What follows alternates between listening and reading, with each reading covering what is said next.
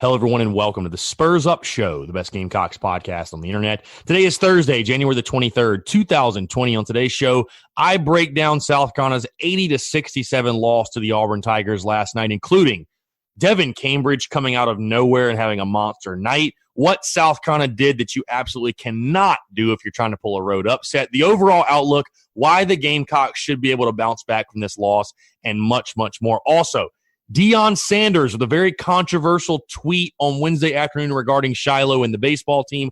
I'll talk about that. What does it really mean? Try to break down just some of the madness that was on Twitter on Wednesday. Some news and notes to get into as well, your listener questions, and a fantastic interview with former Gamecocks catcher and first baseman Chris Cullen as we discuss his South Carolina career in its entirety. Before we get into everything, this is a podcast sent to you by our friends over at Ag South Farm Credit. Guys, most lenders don't understand land financing. Ag South Farm Credit specializes in land financing and has been doing it for over 100 years. They make loans for small and large acreage, hunting property, timberland, farm and pasture land, even home mortgages and construction. They have a ton of great benefits, including long-term fixed-rate financing for 20 years, down payments as low as 15%. They have competitive rates, and they pay an average of 25% of the interest back every year as what they call patronage. So they're cooperative, so they share in their profits with their member borrowers. So, guys, for example, on a $300,000 loan at 6.5% for 20 years, you would get back $2,770 each year. They have an experienced lending staff that knows land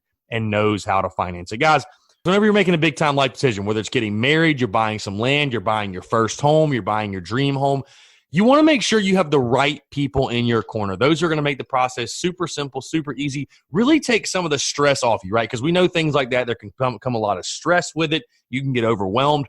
Whenever you're dealing with buying land, getting a mortgage, whatever it may be, Ag South Farm Credit is that lender. They're going to be the people there in your corner, going to take care of you, and they're going to be there to hold your hand and answer all your questions along the way. One of the questions they most get asked is people come to them, they find a tract they want to buy for hunting, so they'll buy a tract of land they want to buy for hunting, and they want to know about the current interest rates, right? Interest rates, very, very important. How much am I going to be paying in interest? So they get this question a lot, and it's hard to give a clear answer with so many variables. So their rates, they're competitive with other lenders, but the rates do change daily.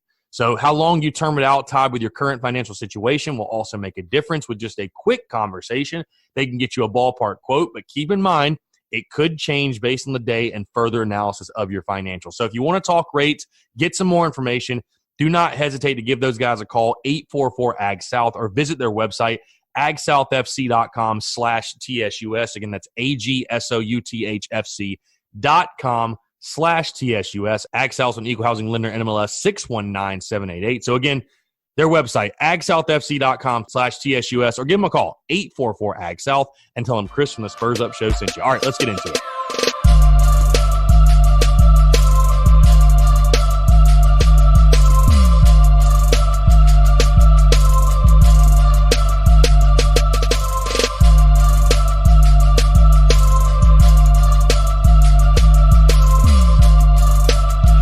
Chris Phillips, host the Spurs Up Show. As always, appreciate you guys tuning in. Got a packed show as we're talking Gamecocks basketball, a little Twitter nonsense, news and notes. We got a great interview with former Gamecocks baseball player Chris Cullen as well. Let's go ahead and dive right into it. South Carolina last night falling to the Auburn Tigers 80-67 in a game that, listen, I kind of saw this coming. You know, we talked about what goes up must come down. I did not think Auburn would lose 3 straight games, especially on their home floor. Give credit to Auburn. They have shooters all over the place. This game, though, really, truly the game of Devan Cambridge. You're asking yourself, who on God's green earth is Devan Cambridge? I'm asking myself the same exact thing. Devan Cambridge comes out of nowhere. I think they said the first 2 SEC games, he had 4 combined points. All he does is come out 10 of 14 from the field, 6 of 9 from three-point range, has 26 points to lead Auburn. Insane. Really, truly the game of Devan Cambridge. This game for South Carolina, I thought simply, Auburn came in this game as an 11-point favorite when the spread dropped on Wednesday morning. Obviously, the Tigers the better team. Vegas acknowledged that. They were the better team, had more talented players. They're at home. They're on a losing streak, looking to bounce back. Again, it was a game that I really expected South Carolina to battle and fight and have an opportunity, and they really did have that opportunity. South Carolina getting it to a 1-point game in the second half, You really thought something was there. Maybe South Carolina could get hot, continue to go on a run. Unfortunately, from that point, I believe Auburn went on a 27-6 run, something like that, or a 20-6 run or something. Either way, went on a huge run. South Carolina really never able to recover from it. Gamecocks, the Gamecocks had a bunch of things you simply can't do on the road if you're looking to pull the big upset. Those things are turn the basketball over. They did not guard the perimeter very well. Auburn shot just 37% from three-point range. It felt like they made everything.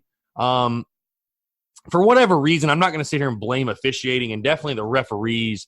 This didn't make an impact in the game. I don't think it would have made really any difference. But for whatever reason, the second straight game with the free throws are really, really favoring the home team. Gamecocks just shot 9 free throws. Auburn shot 21. But overall, when you take a look at this game, simply put, South Carolina was outmanned. The Gamecocks were outmanned by a better basketball team. And like I said, what goes up must come down. I thought South Carolina had been hot, had played well, back-to-back wins.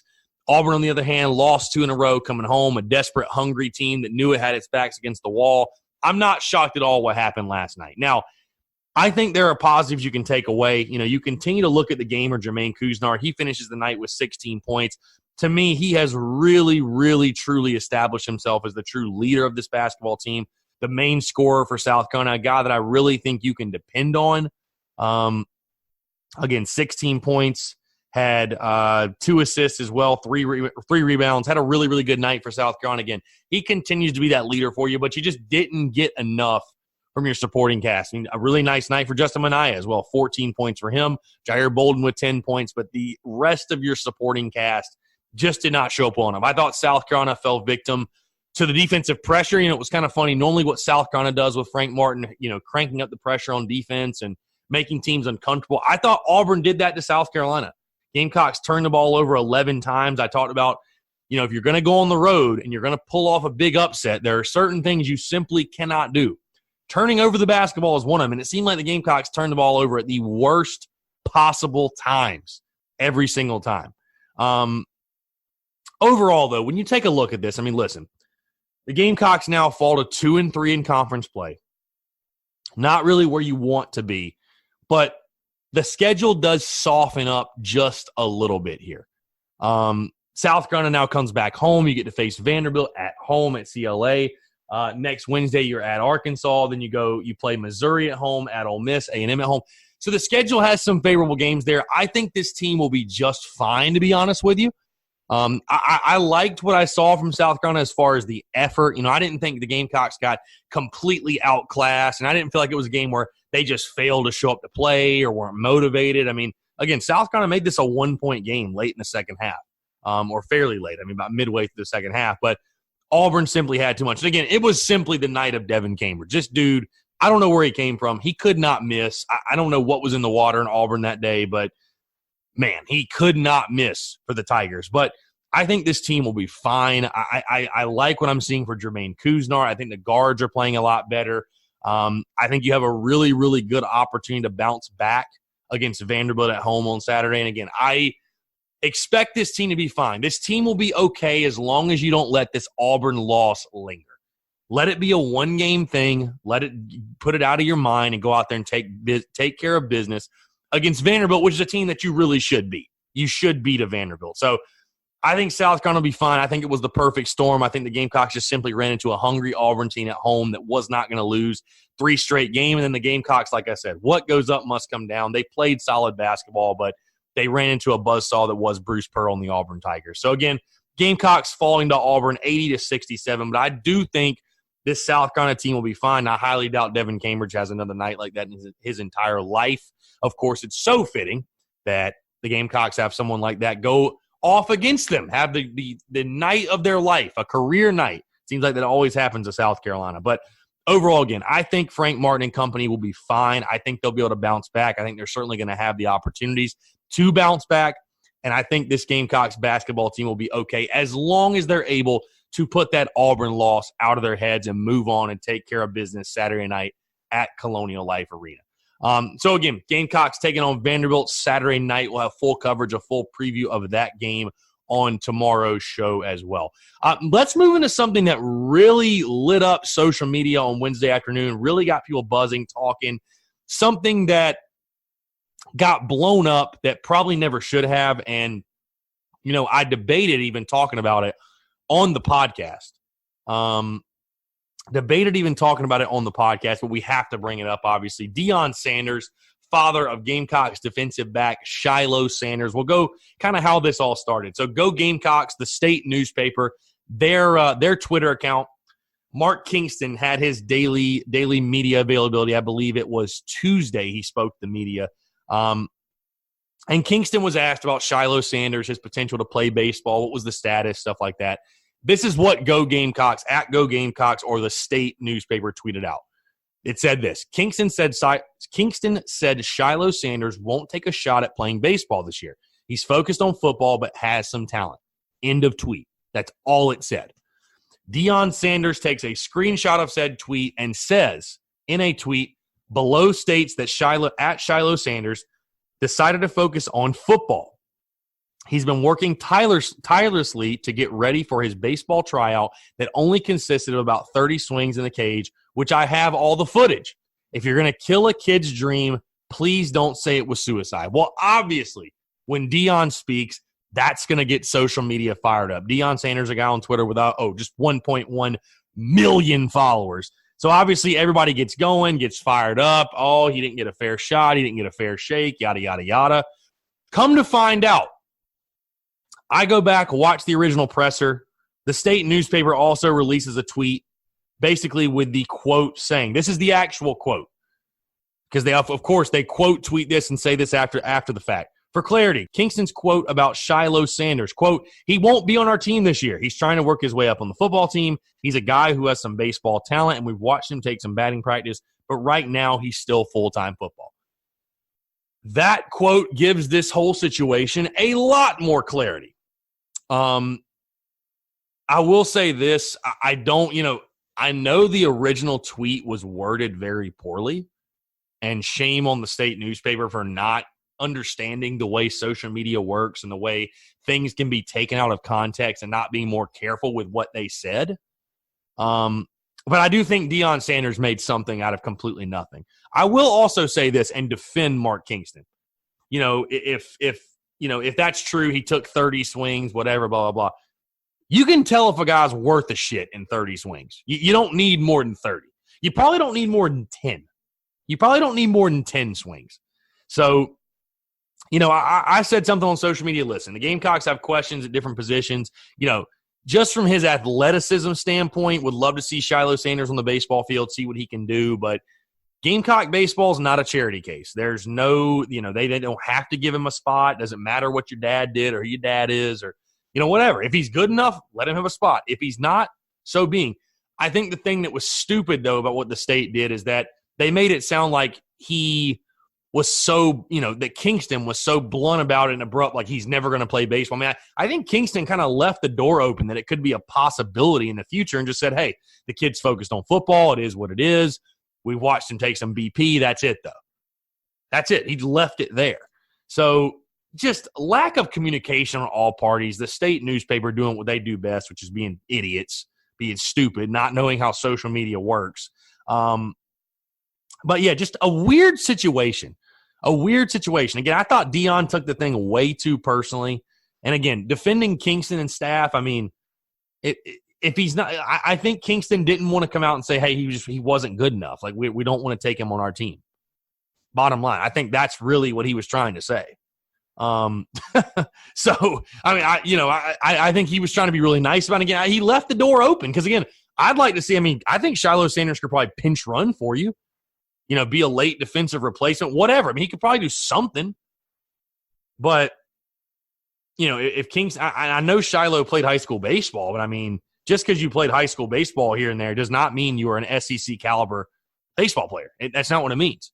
So, Shilo Sanders, sure enough, will not be playing baseball this year, but just a really interesting situation and just another example of how social media is a really interesting, funny place because this is something that really should have been a non-story. The state newspaper screws up and tweets out a very vague statement.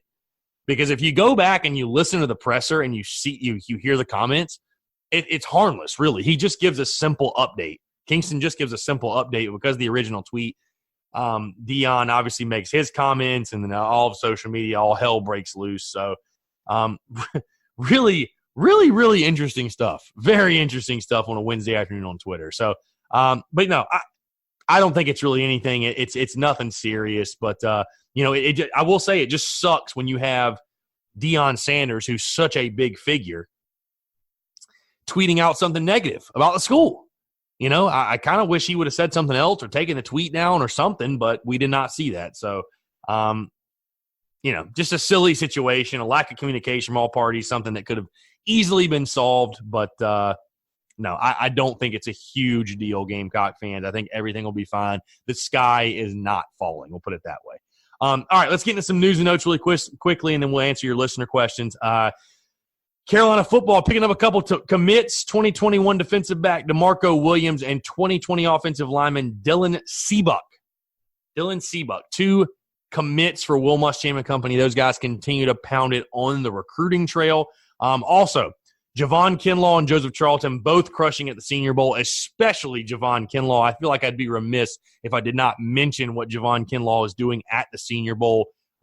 Apparently, he's having a monster week. People are talking about he's unblockable. He's really increasing his draft stock. He's talking about a guy that could be a top 10 pick, which would be amazing, obviously. His story has made national headlines with him talking about, coming from being homeless to the position that he's in now. So great stuff. Great to see. Great for the national guys to see what Carolina fans knew all along, which is how good, just how good Javon Kinlaw is, just how good he can be, how good I think he's going to be at the next level. It's great for those people to take notice and to see that. All right, let's move into your listener questions. Before we do, though, I normally do this at the beginning of the show, but I forgot a couple of announcements. Not necessarily housekeeping items, but a couple of announcements. First thing, Twitch content is coming back. We're actually doing our first Twitch stream today. We finally got it figured out. I got a Twitch guy that's going to run everything. We've already done a test stream. Quality's awesome. Going to be doing a lot of NCAA football stuff, a lot of Road to Glory stuff, playing fans, stuff like that. Be sure to follow the Spurs Up Show on Twitch. That's the Spurs Up Show. Just type in the Spurs Up Show on Twitch. You'll find us. Also going to be putting out those links on social media. Really, really excited, though, to bring back Twitch. That content is a lot of fun. Would love to get fans involved in it as well. So you guys be sure to follow along with that. Also, brand new merchandise dropping Friday. Got 2 new T-shirts I'm really excited about. I think you guys are really going to love. So be sure to stay tuned for social media. Probably going to be dropping a teaser sometime today on social media. Be sure to stay tuned for that. And obviously, when it drops Friday, go show the support, go buy it, go cop it. It's going to be fresh. It's going to be dope. I know that Gamecock fans are really going to rock with it, so be sure to check that out. All right, cool. Got a couple of listener questions. Going to knock these out really quickly, and we'll get our interview real fast. James_Paul_Wagner. This is before the Auburn game. How much does it change our March Madness chances if we win or lose? So, obviously, South Carolina losing this basketball game, I don't think it changes much in the sense that you know what you got to do. You got to win. You got to win a lot of games at this point. You're sitting at 2-3 right now. You've got 13 games left in the SEC. You probably got to win 10 of 13, maybe 11 to get to the big dance. So you know what you've got to do. Auburn's not a bad loss like some of the losses like Boston, Stetson, obviously, but an expected loss. But you really got to go on a run now. If you want to get to March Madness, if you want to get to the dance, you know what you've got to do. So, every loss is going to hurt your March Madness chances necessarily, but I don't think this is like some devastating loss. You know what I mean? Like, Auburn's a good team. They're a very, very good team. You got beat by a better team, simply put. So I think the chances are still there, but it's going to be a tall task because you're really going to have a killer rest of the season. Here's a fun question. _Lindsay Lou _ What was your favorite ride at Disney? Thank you for asking about my trip, by the way. Favorite ride at Disney. This is a tough one because I love the thrill rides, but I also love the nostalgic rides. So, like for me, love Pirates of the Caribbean and Space Mountain. Love those two. Love them. Just love those freaking rides. As far as thrill ride, Tower of Terror is always fun. That's a great ride. Rock and Roller Coaster is a great ride, obviously. I'll tell you this, the ride that I forgot how much fun it was Mount Everest. That is a really, really fun coaster.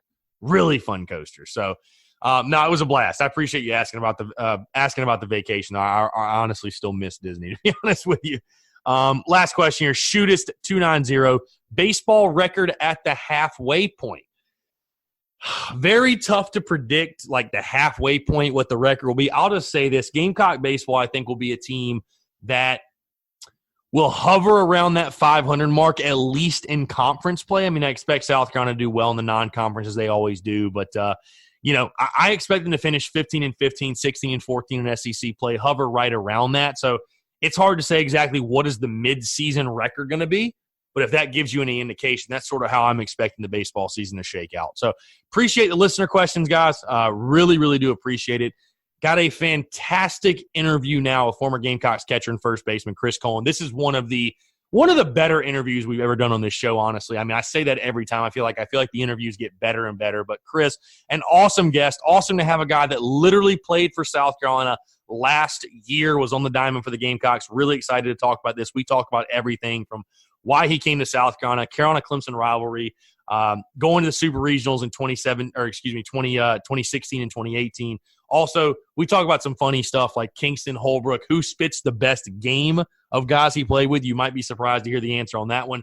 A ton more as well, and it's all brought to you by our friends over at SeatGeek. Guys, whatever you may need tickets to, whether it be South Carolina Gamecock sporting events, concerts, comedy club events, professional sporting events, if you're trying to go to the Super Bowl, I don't care what it is. If you need your tickets, go download the SeatGeek app or go to SeatGeek.com. Use the promo code SPURSUP. You're going to save $20 off your first purchase. Like I mentioned, they have got tickets to literally anything and everything. If you're trying to go to South Carolina Vanderbilt on Saturday night, if you're trying to go to any women's basketball games, if you want to get your baseball tickets early, if you want to go to the Super Bowl, anything else, MLB, NHL, NBA, whatever it may be, concerts, comedy club events, it does not matter. SeatGeek's going to have your tickets. They got a great ticket rating system which rates the tickets for you based off the type of deal you're getting. So never again you get to worry about, am I overpaying? Where are the seats at? I'm not sure about the purchase. They're going to give you that peace of mind before you click the buy button. So, again, that's our friends over at SeatGeek. Whatever you need tickets to, they are the way to go. Go download the SeatGeek app or go to SeatGeek.com. Use the promo code SPURSUP, that's SPURSUP, to save $20 off your first purchase. All right, enjoy this interview with former Gamecocks baseball player Chris Cullen.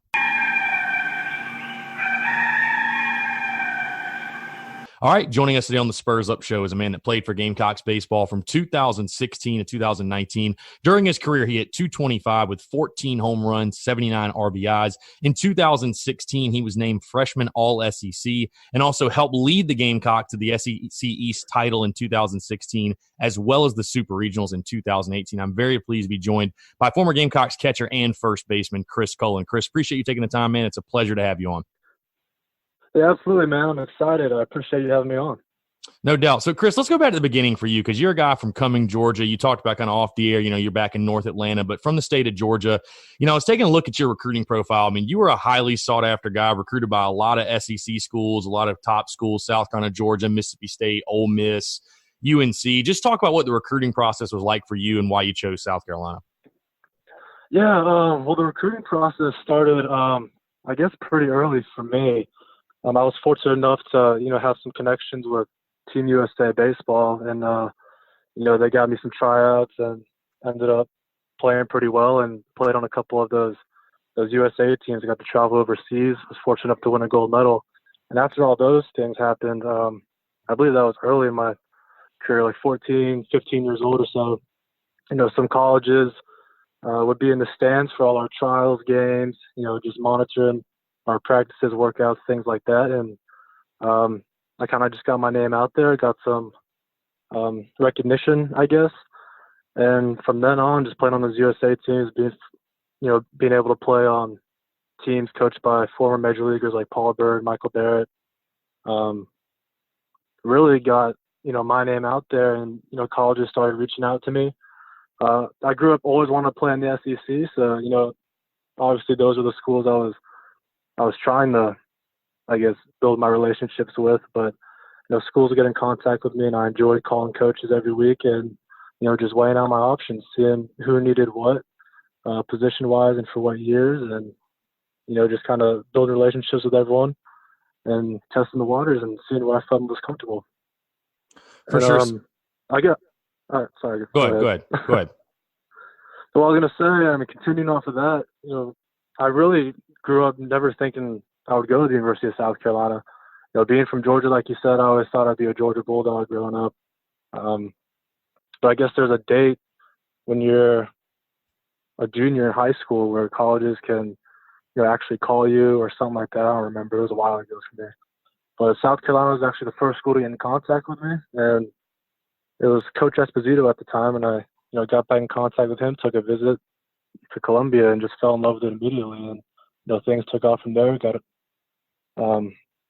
Felt really comfortable with the whole environment, coaches, teammates I would eventually play with, and, things fell into place for me. Yeah, I was going to say, did they sell you a lot on – because I know that, when you were being recruited, obviously, Grayson Griner was the catcher at South Carolina, I think, during that time, probably when you were being recruited. It seemed like South Carolina for a while had, you don't normally see tall catchers, super, super tall catchers. I think Grayson's 6'6" or something. You're 6'5". He's giant compared to me. He's huge. He's huge. Obviously doing big things with the Tigers. But did they kind of sell you on the opportunity to kind of come in and be – I don't want to say the next Grayson Griner because obviously you're trying to be the first Chris Cullen, but sort of kind of carry on that legacy, I guess, because, again, it was just for whatever reason South Carolina fell into having the tall, big catchers, power hitters. Did they sort of sell you on that? It's hey, come in and kind of just continue that for us. I wouldn't say they really sold me on that. Obviously it was known at the time that South Carolina, had Grayson Griner, and, they were kind of digging the tall catches there. So, I felt like it might be a good place for me. But I wouldn't say they necessarily just sold me on that. It was just, the relationships I've built with the coaches, amazing facilities. I visited, a handful of big schools, and, the facilities of South Carolina are just, you can't compare them to anyone, really. Just everything that the university provides for the players, that kind of sold me. And, being able to get a pretty decent education at it as well, can't really argue. But yeah, in the back of my mind, I kind of went in there thinking, hey, they've had a tall catcher before, so, they know how to work with them. So this could be, a special place for me. For sure. So the coaching staff, when you get recruited and you go there, Chad Holbrook, Jerry Myers, Sammy Esposito, Brian Busher, just talk about your relationship with the coaching staff, especially with Chad Holbrook. What were your first interactions like with him? I just, hit the ground running with them. They welcomed me with open arms, and, there's really no adjustment for me. Meeting new people, there's always kind of a feeling out process, but, they made me feel at home once I stepped on campus there. During the recruiting process, I would say I talked to Coach Esposito the most. And, he's a cool dude, funny dude.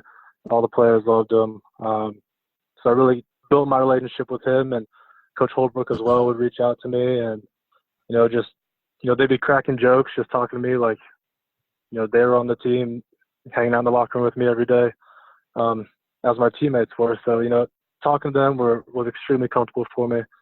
Coach Myers, everyone loved him as well. Just great dudes all around. So really the relationship part is, that's, I guess I would say that's one of the main reasons or main factors that sold me on South Carolina, but just building those relationships. It just continued through college as well for my first 2 years when I was able to play under them. Things were going good out there.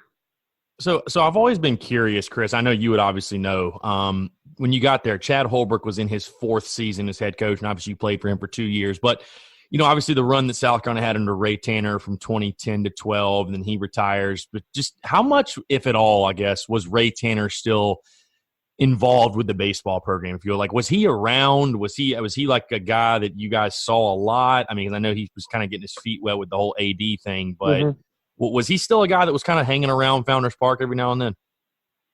Oh, he was always hanging around. We'd see him in in our facilities pretty often. He'd be at all of our games. I think he tried to, refrain from coming into contact directly with us and speaking to the team as a whole. He did periodically, but he let the coaches handle us the way the coaches wanted to handle us. But we'd see him around, we'd shake his hand, say what's up, how we doing, and then during the games you'd look up in one of the suites and he'd be there, keeping a watch over us, and we enjoyed the company. And so he was around, didn't really, I guess, get involved with us as much just because he let the coaches do their thing. But yeah, he was around for sure.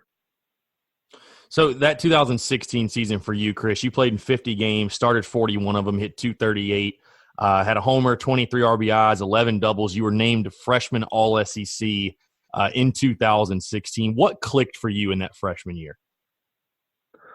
I couldn't even tell you. I was just playing baseball, having fun. I mean, I came in there as a freshman and met a new group of guys that all had the same goal, which was to go out, beat everyone, go to Omaha, win a World Series, and have fun doing it. So everyone got along really well, and I couldn't tell you one thing or the other.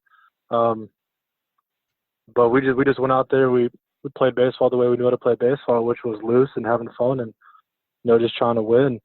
And everyone just kind of focused on doing their jobs at the time, doing what was best for the team, and that was our mindset throughout the whole season. And I had a pretty successful season for my freshman campaign, and that's because everyone around me was doing their jobs and putting me in positions where I could succeed as a freshman and get my confidence up. So it was just a great environment all around. The chemistry was just amazing. How cool was it? Again, you had the personal success, but as well as the team success. I talked about you guys won the SEC East, finished 20-9 in the conference, edged out Florida, Vanderbilt, all the others. Won the SEC East, though, went to the Super Regional as well. Unfortunately, lost to Oklahoma State, obviously, in 2 games. But not only do you have that personal success, but how cool was it your freshman year to, assist in helping a team that was top 15 in the country and had the type of success that you guys had? No, it was awesome. I mean, we just went out there and, gosh, I don't even know what to say. I mean, that was probably one of the more fun years of baseball I've ever had in my life, just with the dudes around me. And, being able to contribute to such a successful season, only losing 9 games in the SEC, which is, super hard to do. Mm-hmm.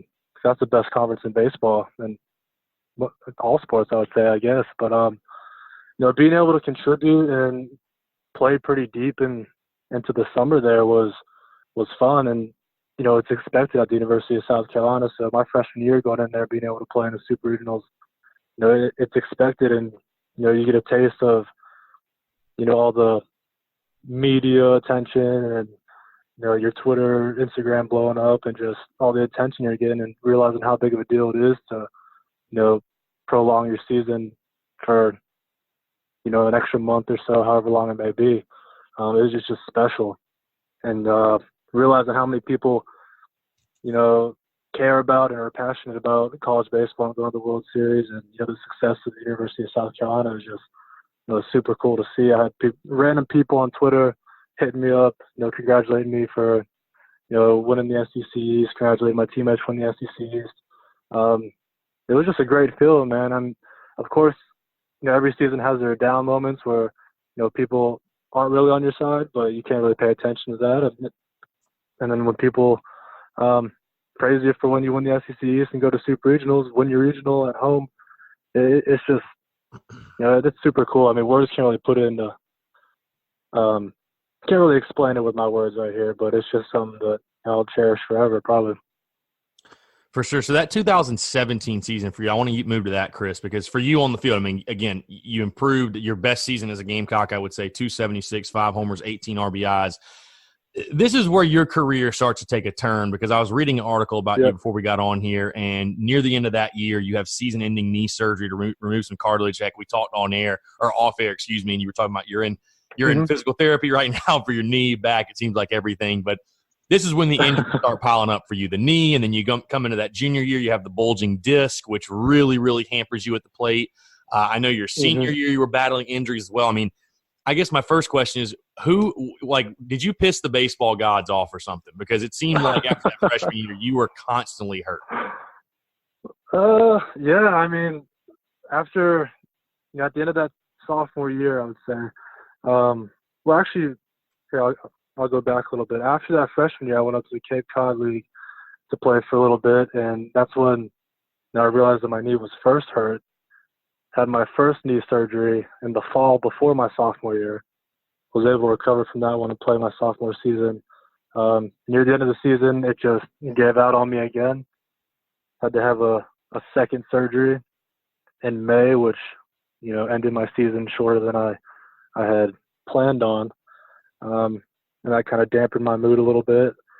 And I had to sit out the rest of that season, couldn't finish it out with my teammates, and stayed there in Columbia all summer, just rehabbing, doing physical therapy, doing everything I could to, get myself back so I'd be healthy to play for my junior season, which was a big season, draft-wise and so what. But when in that junior season, I don't think I did anything to piss off the baseball guys. I mean, I could be wrong, but I thought I was always respectful and everything. But, things just happen differently for different people, and there's nothing I can really do about it. You just got to, take it and, respond to it in a positive way. But, I had that after my second knee surgery. I had that back injury that really affected me at the plate. I did all I could at the plate, did all I could defensively. But it was just tough. And, it wore me down mentally. The trainers, coaches, my teammates, family, friends, all that, they did a wonderful job of, getting me healthy enough to, even be on the field, be able to practice, do these things that I grew up wanting to do.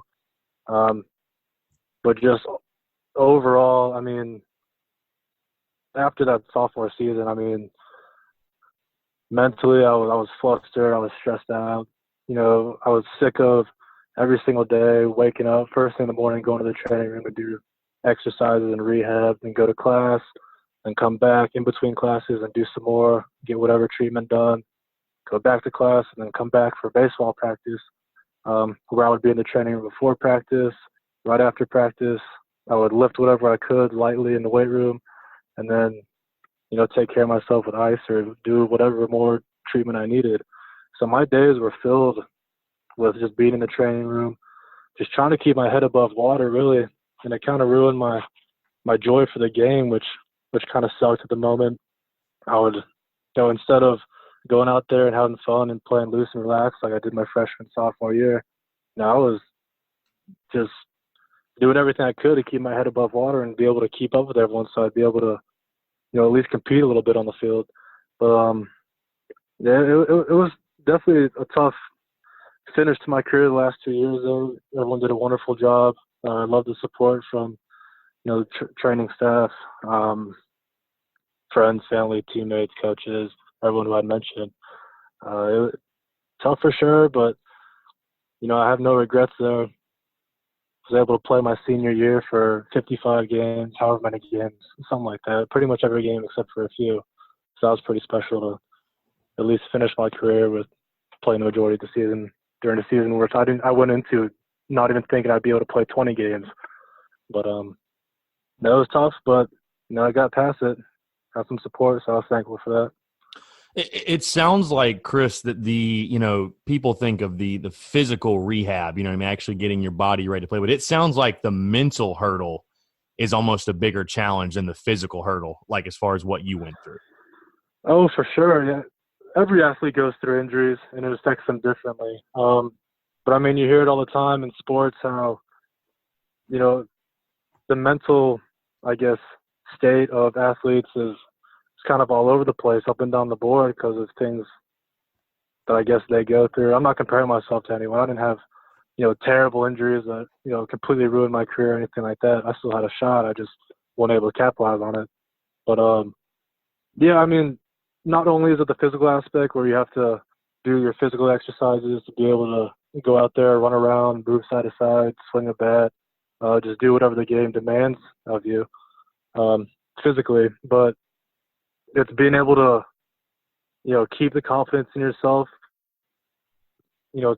keep that grind mentality, keep pushing yourself, keep, just following the process and trusting everything that's going on around you. I mean, when you have an injury, you see all these people making gains next to you or, doing things extremely well, and you're sitting, on the side, either just watching or sitting in the training room doing rehab, or even just getting right back in it, just feeling like you've lost all touch with the sport that you grew up playing.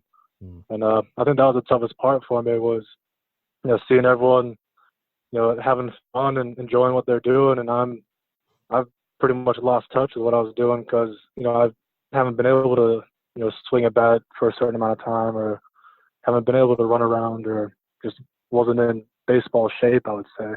Yeah, the mental aspect of it is something that people don't really think about, but it's definitely something that impacts players as well. Yeah, and baseball is such a mental game, too, when you think about it. It's already a sport that beats you up. You're going to fail 70% of the time. But, again, like you're saying, going through that. I want to go back really quickly again to that sophomore year. Again, your best year as a Gamecock, but we all know how that season went. Unfortunately, a lot of injuries, a lot of close series that came down to Game 3, and you lose your closer in Tyler Johnson, you lose Clark Schmidt. I mean, just a ton. It snowballs, kind of like the 2019 season, which I'm going to get to in just a second. But after 2017, obviously Chad Holbrook steps down, quote unquote. Just talk about for you. I'm sure you were off playing, either back at home, or maybe you're still in Columbia, but playing ball, kind of doing your thing. I mean, how surprised were you, if at all, when you got the news that Chad Holbrook wouldn't be coming back to South Carolina? Well, it was definitely news to us. We loved playing for Coach Holbrook. I guess things just didn't work out at the end of that sophomore season. South Carolina's a tough place to play or coach at, just because it's so well known. The expectations are extremely high. People expect to win, and rightfully so. We have all the talent in the world. It's just every team goes through their ups and downs. There's not much anyone can do. It's inevitable. But it was news to us for sure. We're sad to see that coaching staff leave to go pursue coaching at different universities. But with the new coaching staff that came in, Coach Kingston and his staff, we're excited for new beginnings. And when he got there, we listened to everything he said. He wanted to win as much as we wanted to win. And we listened and applied everything he said to us, and we really bought into the system, because we don't like losing either. So we're trying to change things that might have not been so beneficial to us, and we're really just buying into everything new and trying to get back on top, which is Omaha for us. What was the adjustment period like for you personally and the team as well? Because I know, again, talking to Carlos about a week or so ago, he talked about, Coach Kingston, again, a fiery guy, wants to win. I think Gamecock fans are very happy with Coach Kingston, but obviously he brought a little bit of a different approach, different style. I think you saw that reflected in that 2018 season when, the entire team really, it seemed like, jumped up in batting average, and he brought a more like analytical focused approach. I mean, just what were those, I guess, that first team meeting, and then as you went through it, like, what was the adjustment period like for you guys? Well, the adjustment period, it was definitely an adjustment for us. I wouldn't say it was something we couldn't adjust to. Everyone kind of, bought in immediately to what, Coach Kingston and his staff were trying to preach to us. But I guess what changed was, we would hit a lot. We'd take a bunch of swings a day. Off our pitching machines at high velocities, high spin rates. So, whenever we would go into a game or anything like that, we'd be prepared for 95 plus coming at us, because we've been facing every single day of the week off the machines. And their attention to detail was something that we really hadn't prided ourselves on in the beginning, I guess. But with that coaching staff coming in, we started paying attention to detail, cleaning up after ourselves, just, creating that sense of discipline and accountability among everyone that really brought us closer together. But, physically, like I was talking about with how we'd swing a lot and how those offensive numbers kind of, jumped up in a high fashion. Their big thing is making things super hard for us in practice. So, when we came into a situation during games or anything like that was kind of challenging to us, we'd know how to handle it. It would just be nothing to us. We just shake it off, shrug our shoulders, dust off our shoulders, however you want to put it, and just get back to work and be able to handle it in a grown-up way, in a baseball player way. So, yeah, overall, just like the attention to detail, being able to challenge us in practices when practices are supposed to be easy, as people think. Challenging us in practices so we're able to handle situations in the game was huge for us. There were a bunch of things that the coaching staff brought in that we bought into, and we turned that 2018, I think, right? 2018 season 2018. around, and had a successful season. Yeah, I was going to say that 2018 season, again, you guys get the super regionals. You're literally a game away from Omaha. I know for you, again, it was a really tough year with the injuries and stuff like that. But I want to ask you, because, I talked with Carlos about this, and I know Gamecock fans all point to this moment. It was the PC game. You guys lose at home in the midweek. Yeah. And after that one, the switch seemed to flip. There was a different sense of urgency. You guys won, I think, like 7 SEC series in a row, swept LSU. I remember that was a big SEC series win. But can you repeat any of what Mark Kingston said to y'all after the game? Because I can't imagine I imagine you have to paraphrase a lot of it. Actually, I wouldn't really say that his speech to us was long and explicit. There were definitely explicit words. He was super pissed off, rightfully so. But I would say how we handled it as a team amongst each other was kind of what got us to turn the season around a little bit. We all looked at each other in the locker room and said, hey, like, we're not going down like this. Like, we weren't supposed to lose that game. The past however many weeks we've been playing baseball not up to par. This is the University of South Carolina. We're here for a reason. We're here to win, and we're here to play some high-level baseball. And, what we did just wasn't us. So as a team, we got together. We put an end to it, said, hey, no more games like that the rest of the season. It's strictly business from here on. We're gonna go out and have fun, but we're gonna whoop up on some people to make it a little bit more fun for us. So there were some explicit words said amongst the teammates as well. Trying to pump each other up and get each other back on board because we kind of lost our heads a little bit.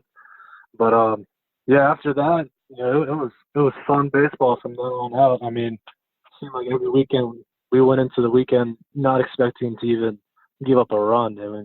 At that time, we just felt invincible, and it was just, gosh, that was a fun period of time. Just winning, you said 7 straight. We won 7 straight SEC series and went on in regionals in a tough environment at ECU, and won that regional, which was, super exciting for us even then. But we knew we didn't want to finish there, so went into a tough, hostile Arkansas environment and took them to game 3 and just ultimately couldn't finish the deal. But yeah, just us buying in together as a team was kind of a turning point there, and wanted to make it a memorable last trip for those seniors and draft guys that were leaving that year. Yeah, and a tip of the cap as well to that Arkansas team that made it all the way to the final. But I know for you again, you dealt with those injuries, and I'm sure it took away a little from the success you guys had that year, just because, again, you sort of talked about earlier when you talked about the injuries, how, you so badly want to be a part of it and you're just so limited physically.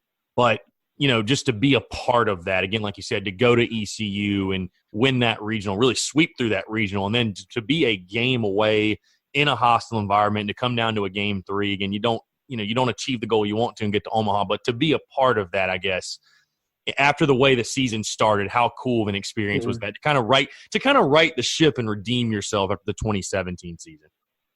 Oh, it was awesome. We had a great group of guys, great mindsets. It was just a special year for us, just like that freshman year when it was special.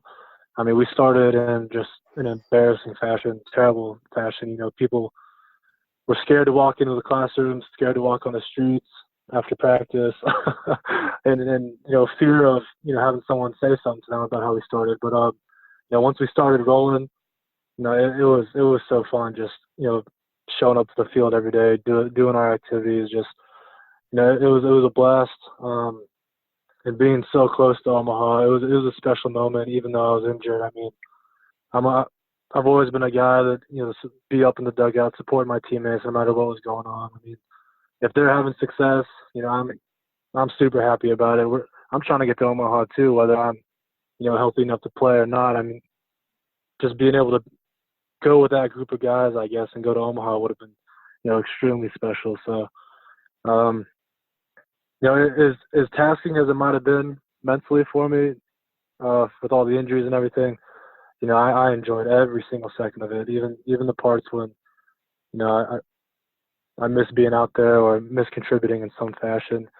I was always behind my teammates, rooting them on, and we didn't get to go to Omaha, but it was sure a special ride for that year, especially being one game away. No doubt. So you go in that senior year, Chris. There's a lot of optimism, obviously, surrounding Carolina baseball last year. I want to start with, you guys tear it up in the non-conference. I think you guys were 14-3 going into SEC play, but I want to talk specifically about the Carolina-Clemson rivalry, and then obviously you guys finally snapping the streak and beating Clemson 2 of 3, including that big win Sunday at home. I think you had a pair of hits in that one. You had a pretty good series, if I remember correctly, against Clemson. But just kind of talk about, again, you were a kid from Georgia. I'm sure you were somewhat familiar with South Carolina Clemson on the diamond. I mean, one of the best rivalries in college baseball, if not the best. But just talk about, your experiences in the Carolina Clemson rivalry and then how sweet it was, I guess, as a senior you guys knew the success they had against you guys to be able to snap that and win 2 of 3, especially winning it at home and at their place as well. I'm sure that had to be a great feeling. Absolutely. Yeah. I mean, growing up, being from Georgia, you grew up with the Georgia Tech rivalry, people hating each other in that aspect, and you're familiar with the South Carolina Clemson rivalry. But I didn't realize how intense it was until I was taking my recruiting visits, and even during the recruiting visits, you see the intensity among the fans and everything like that. But once you step on that field playing against them, and how invested the fans are, how invested the students are, how focused the players are and ready to play. It's just, I don't even know how to describe that feeling. I mean, I don't want to say nervous. I want to say super excited with a tad bit of nervousness and a lot of anxiousness, a lot of different words, I guess. But it was awesome. It kind of, no offense to the Georgia Tech rivalry, because I respect all the friends that I know that went to those schools, but the Clemson Carolina rivalries puts that to shame a little bit. Just showing up to the stadium and wherever you're playing, whether it's in Columbia and Clemson or at that neutral stadium in Greenville where we play. I think it's going to be in Columbia this following year, or this upcoming year, I would say. But playing at a stadium where the seats are filled completely, there's standing room, people are shoulder to shoulder, there's people outside the gates watching. There's just so much going on, and you realize how important and how sweet this rivalry is. The players respect each other, but we're out there doing everything we can to win as well, so tempers may flare a little bit. But, playing in those rivalries is always something we look forward to. Sometimes playing, at the beginning of the season when you're playing all those non-conference teams, you can get into a habit of maybe, taking a few pitches off or not playing 100% or whatever it may be. But when you have the ability to play Clemson early in the year like that and have a really heated rivalry for a weekend, it keeps you focused and gets you ready for SEC play as well, because Clemson always has a good squad over there. But gosh, I'm getting goosebumps just thinking about Friday nights, whether it's in Columbia or walking into Clemson playing under the lights and playing against some boys. It was a blast. That's all I had to say about that rivalry, really. Sticking with that Carolina Clemson series from a year ago, I want to ask you, because it certainly caught my eye. It caught the eye, and I know the attention of a lot of your former teammates, alumni, but you guys held it together pretty well. But I want to know honestly, how did you guys take Logan Davidson's culture comments a year ago? Because I'm sure you remember he makes the comments about, how basically taking a shot at South Carolina about, the reason we're able to win these close games is, we have a really good culture. And I don't remember the exact quote, but he's basically insinuating that South Carolina, didn't have that or lacked that. And again, I saw a lot of former South Carolina baseball players on social media, and obviously with what I'm doing, I mean, we made a very, very big deal of it and made sure to let Logan Davidson hear all about it on that Sunday game. You guys just pummeled them. But, I mean, how much did that piss you guys off going in that series? We try not to pay attention to all that. I mean, we let the former guys kind of take care of it, or the fans kind of acknowledge it a little bit. But when you're about to play, you can't really look into what other people say. I mean, you don't know what the culture is like at a certain school unless you play there for however long you're there for. I mean, South Carolina, as long as I've been there, has always had a phenomenal culture. Everyone gets along really well. There's always activities to do with the team. I mean, people hang out with each other. When you're on a baseball team, it's your own fraternity. You pretty much do everything together. So our culture was phenomenal. We didn't really look into that much. I mean, we saw it for sure, but we didn't think anything about it. It's rivalry week. People are going to say things that might put us down a little bit. People on our side are probably going to say things that put them down a little bit. But that's just part of it. I mean, so we just kind of let everyone else take care of it. But yeah, I mean, we don't agree with the statement because we had a great culture. We had a great group of guys.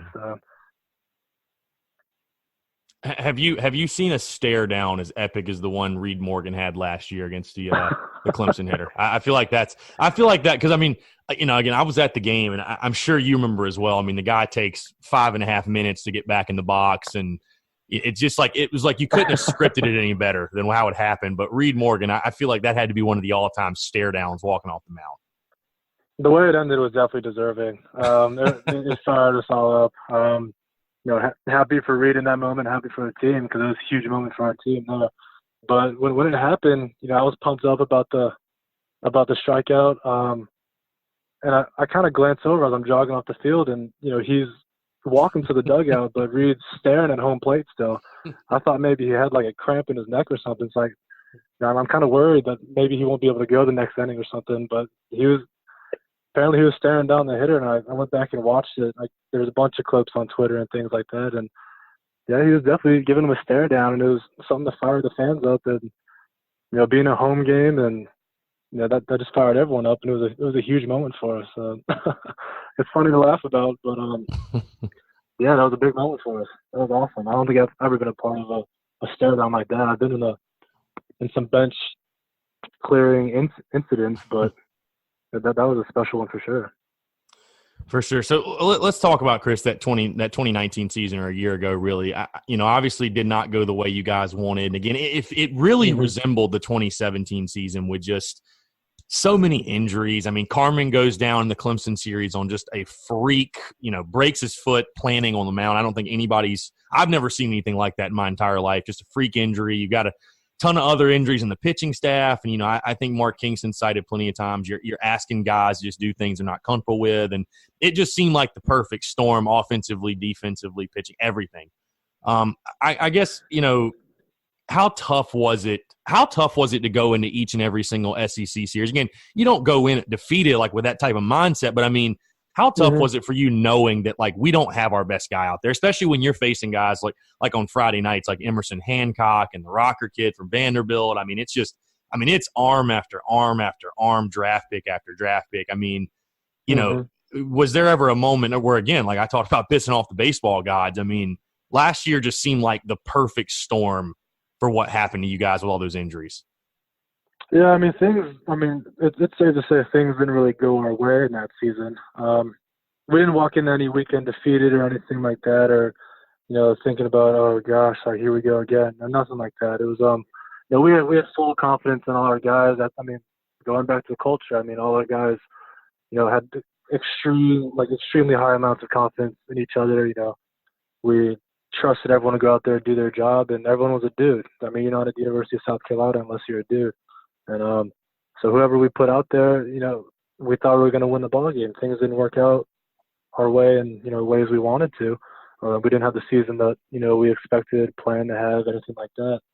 But we had a bunch of injuries. Yeah, things kind of snowballed a little bit. Things didn't go our way.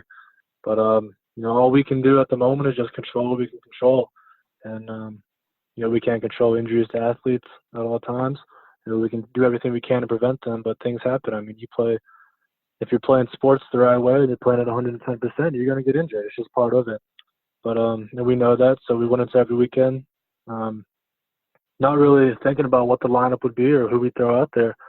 Because whoever we throw out there, treat it like every other baseball game. We're going to go out there, we're going to do our jobs, we're going to, control what we can control and win some ball games. So, although it was discouraging at times, baseball, you got to have a short-term memory.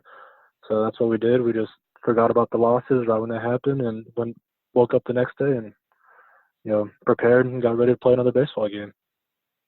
Chris, let's talk about this year. Like I said, we're just over 3 weeks from opening day. I know everybody's really, really pumped to get back out at Founders Park, and I know the team's pumped up to kind of like what you guys did in 2018, sort of right the ship. And like Mark Kingston said, I think in his presser Wednesday, just to prove that last year was a fluke, if that makes sense. But when you take a look at this team, again, a lot of your buddies, a lot of your former teammates, South Carolina's added a bunch of JUCO guys as well, but how excited are you for this year's team? Again, you get a healthy Carmen Majinski back, which, I think, and I'm sure you'd probably agree that, his return, I think, is going to be probably the top storyline for South Carolina. And I think he might be the most important guy for Carolina as far as, because you look at last year, I mean, just so many SEC series that came down to the wire that he simply, he just wasn't out there. He was injured. And obviously his impact would have been felt greatly. But when you take a look at this team getting his return, a bunch of guys that were young last year that got their feet wet, got innings under their belt, the pitching staff's going to have a lot more depth. I feel like in the field, defensively, in the lineup, there's a lot more depth. You bring back guys like Eister, Allen, you got the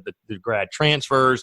There's a lot of reasons to be optimistic about this team. When you look at this team, what are your overall takeaways? And, I guess, what are your projections for how South Carolina baseball will do in 2020? So I'm super fired up about this season. This is going to be really the first time that I can remember where I'm not going to be playing baseball in the spring, but I'll certainly be there whenever I can make a trip up to support them. But I'm super fired up about what's gonna happen this year. We got some people back that are healthy, people that are have prepared themselves in big league ways to have extremely successful seasons. And the new people that they brought in, the recruits, I haven't been able to go up there for any scrimmages or practices or anything like that, but just talking to some of my former teammates over there that are there now, like Graham Lawson, Camden Galley, Parker Coyne, all them boys. Just talking to them, they're super pumped up. Apparently they got some good arms, they got some good athletes that came in. You got some people that want to win some ball games and that will be able to help them in many different ways. And I follow up on Twitter with the scrimmages as much as I can. And, these boys got some juice too, so there's nothing wrong with that. Chicks do dig the long ball, that's for sure. But yeah, I'm super fired up this season. Definitely going to watch them as much as I can. Someone stay in contact with them. As far as projections go, I don't know. I haven't really thought deeply on that. I firmly believe that they're going to have a successful season, make a run at Omaha. As long as they go out there, play loose, have some fun, and play baseball the way they know how to play baseball, and play like they play at the University of South Carolina, and go out there, have fun, and do all the things that they can control. It'll be a fantastic season for them. But I'm just super pumped up. If I had to give you a hot take, I'd say Graham Lawson's gonna hit a home run at some point this season. I don't know how, I don't know when, but at one point he's going to be put in the game. That's my only projection for it. He's going to go deep at some point this season. Does he swing it like that? I mean, he got the pop that nobody knows about.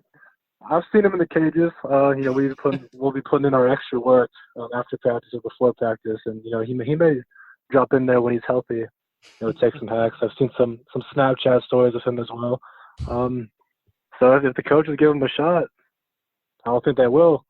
But if they give him a shot, anything can happen.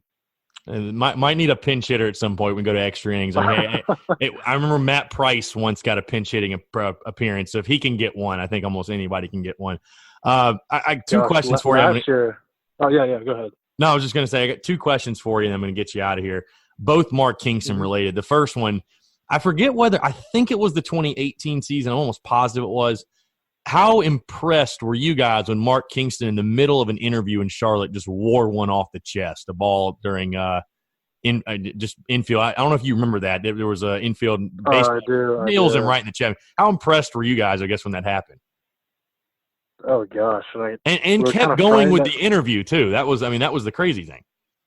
Yeah, I don't know if I would say, like, I don't know how to describe it. It was kind of a feeling of, we're kind of frightened because we didn't know if he'd be mad afterwards. We're kind of scared because we didn't know if he was hurt.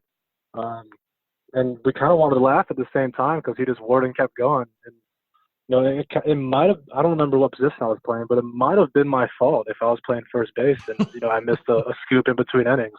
But, I won't tell him that. I'm hoping he doesn't listen to this podcast. But, it very well could have been my fault at the time. But it became a joke after that. During the SEC series, the SEC network would be doing interviews with him on the edge of the dugout. And we'd have a guy standing right next to him, and we'd have another guy, throwing baseballs his way, and the guy would be on screen, catching, deflecting him, just keeping him away from Coach Kingston. So we kind of made a joke out of it, had some fun with it. But, yeah, I mean, impressed is an understatement because being able to carry on an interview, not even break, he didn't hesitate in any of his words either. He was just continuing with his sentence like nothing happened. I mean, if I got hit in the chest with a baseball during an interview, I'd probably stop, look around, not knowing what it was, where it came from, just like having a whole bunch of questions in my head. But that was a funny moment for us. For sure. And then lastly, Chris, when you look back, I mean, obviously there's a ton of great memories, ton of great stories, but if you had to pick one, maybe your funniest or most memorable Mark Kingston story or just maybe story period while you were at South Carolina. Oh, gosh. There's a bunch of memories that I've had over the 4 years. I mean, most of them I'm not able to, publicly tell, I guess, or, some people may be offended or may not approve, but trying to think of some other stories. I mean, we would do things as a team all the time together. Some of my fondest memories would be on the off days when we go to one of the pools at, one of the college housing areas. And it was at the Olympia pool where everyone would go to on Mondays. That'd be our off day. Monday, for some reason, was like the day the whole school would try to get out there. It's this little pool area, and, there'd be thousands of people out there just shoulder to shoulder, blaring music, just having fun. So our team would show up just to get our minds off of baseball, hang out a little bit, take a dip in the pool. And then if some of the guys had some game, we'd have some pretty girls with us too, which, fortunately we did, some of the time. But I can't toot my horn too much, or anyone else's horn for that matter. But, we definitely go out there and enjoy our time off. And there's also one off day on a Monday where I think it was my freshman year, yeah, because we go over to Vinny Fiore, Marcus Mooney, DC Rennis's place. Taylor Widener backed his truck straight into the front lawn of, Marcus Mooney, Vince Fiore's house. We put a tarp in the back of his truck, filled it up with water, invited all the people we knew, tried to have a pool party in the back of Taylor Widener's truck, just in the front yard of, this house. And we had a cookout as well. We just kind of did whatever we wanted to do at the time, as far as, any activity not regarding baseball, because that was our day off, so we're trying to get our time off. But, the off days definitely made some fond memories. I'm of age, so I would say that I've had some fond memories in the Vista or 5 Points area. But, just everything, just being around the guys, the relationships that I built, it was just, incredible. I don't want you to get anybody in trouble, obviously, but you talked about spitting game earlier. Who is the guy that comes to mind when you think of the guy that could spit the game the best while you're at South Carolina? 100%, no questions asked, myself. I don't put That's any of my teammates in the same ballpark as me. That's a great answer. TJ Hopkins or Jacob Olsen would say that they picked up chicks or had some game. No, they're not in the same league as me. I'm big league. They're still in, high A or whatever it may be, whatever they think they are. That's perfect. Rec league. That's perfect. Minor leagues, big leagues only. Yeah. That's perfect. Wait, Chris, really do appreciate it, man. I just want to speak for all Gamecock fans when I say it was a pleasure to watch you do what you do on the field. Obviously, watch you guys, the success you had. Best of luck with everything. Would love to get you back on again soon. Yeah, absolutely, man. I appreciate you having me on. I really enjoyed it. Look forward to it again. Absolutely. So for Chris Cullen, I'm Chris Schultz. We appreciate you guys tuning in, and we'll catch you next time on another episode of the Spurs Up Show.